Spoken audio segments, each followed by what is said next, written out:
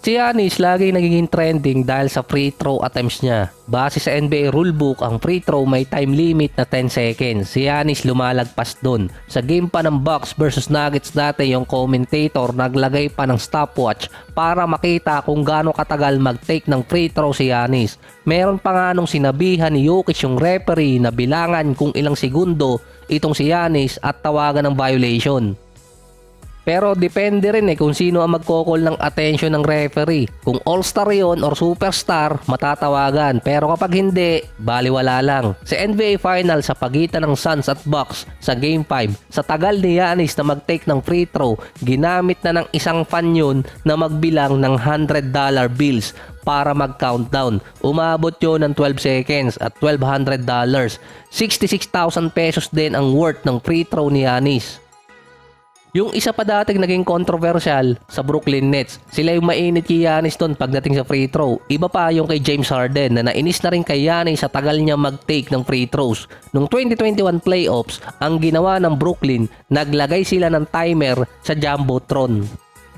Si Coach Mike Budenholzer dati nagtataka bakit yung mga fans at yung ibang player tumitingin sa scoreboard tuwing si Giannis nasa linya. Ang nakita doon, merong kasing timer na nilagay yung Brooklyn. Kahit si Steve Nash na coach pa dati ng Nets, hindi alam na merong nakalagay na ganun. Agad yun pinatanggal ng NBA dahil lumalabas violation sa rulebook, taunting ng mga player. Kahit yung executive ng Brooklyn Arena or yung Barclays Center, tinanggi niyang alam niyang merong naglagay nun. Yung team management naman ng Nets hindi rin sumagot kung bakit merong timer sa loob ng game. Prior sa series na yon, yung Miami versus Bucks naman, naglagay ang TNT, ang isa sa mga broadcasting partner ng NBA, ng timer sa tuwing titira naman si Giannis sa free throw area. Tinigil din nila yun. Natatawagan din naman ang violation si Giannis pero depende na rin sa referee. Noong 2021 playoffs, Bucks versus Nets pa rin, pinagsabihan ni Scott Foster itong si Giannis na itira agad yung bola na pasok sa time limit. Mahaba kasi yung routine ni Giannis. Magre-ready pa lang siya, 5 seconds na yung natanggal sa time limit. Matagal na rin kasing issue kay Giannis yun, way back 2016 pa. Ang sinabi niya dati, tumaas kasi ang free throw percentage niya mula nung sinimulan niyang gamitin yung routine. Kada game kasi mawawalan din ng 4 points per game ang Bucks dahil sa free throw ni Giannis. Siya yung second na may mataas na free throw attempt sa buong NBA. Pangalawa kay Joel Embiid, nasa 11 per game. Ang pumapasok naman kay Giannis, 7 points. Mas mataas ang percentage ni Embiid na 88 kumpara sa 65% ni Giannis. At least 4 points ang mawawala kay Giannis kapag bumaba siya sa 70%. Yung free throw attempts pa lang ni Giannis, field goal attempts na yon ng ibang rotational player sa ibang team. May career average siya na 70% sa linya pero 2 season na siyang below average dun.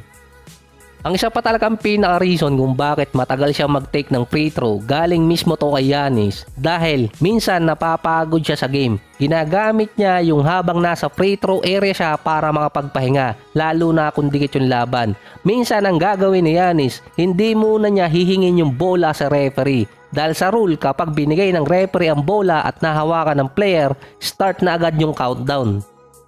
Mapapansin nyo din yung referee nag-iintay pa kung kailang ready na si Giannis para kunin yung bola. Nagkakaroon si Giannis ng additional na at least 15 seconds dun. So medyo mahabang pahinga yon kung ito total mo kung gaano siya katagal tumira. So 2 free throws, at least 15 seconds at meron pang mga dead time yun. Kaya mahaba yung pahinga ni Giannis dun. Hindi rin siya magre-reklamo base sa kanya kung tawagan siya ng violation dahil ang isa sa pinaka-purpose talaga nun bukod sa mataas ang kanyang percentage sa ganung routine ay nakakapagpahinga siya. Based din sa stats, ang pinakamarami niyang attempt sa linya yung last quarter, 4 kada game. Nasa 9 minutes din siya doon. May average din si Giannis sa 35 minutes per game. Yung style kasi niya, mapapagod talaga yung player. Makikipagbanggaan sa loob, coast to coast drive, rebounds at defense pa. Hindi lang naman si Giannis yung dating big man na gumagawa ng ganyang routine. Dati si Dwight Howard nung nasa Orlando Magic pa siya. Umaabot din siya minsan ng 12 to 15 seconds bago mag-take ng free throw. Tinawag pa dati sa mga write-ups na merong illegal 7 points per game itong si Dwight Howard dahil sa free throws dahil lagpas ka siya sa 10 seconds.